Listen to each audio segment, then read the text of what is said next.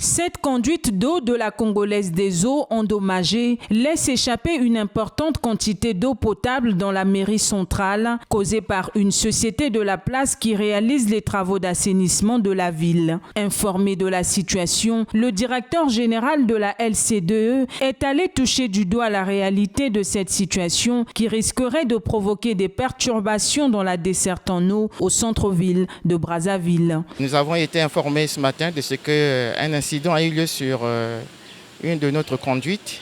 Ce qui nous a amené sur le lieu, on est venu constater que finalement, c'est notre conduite de diamètre 600 qui a été endommagée par un des engins ici présents sur le chantier lors de ces travaux. Et malheureusement, comme vous pouvez le constater, on observe une perte importante en eau potable, ce qui est vraiment dommageable.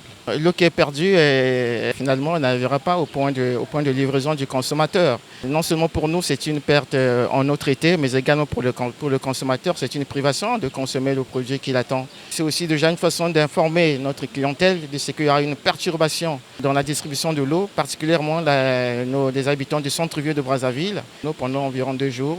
Pour y remédier, la direction technique de la Congolaise des eaux entend rapidement engager les travaux pour soulager les abonnés. Les techniciens pensent pouvoir disposer du temps de travaux. Il faut compter à peu près 2 jours.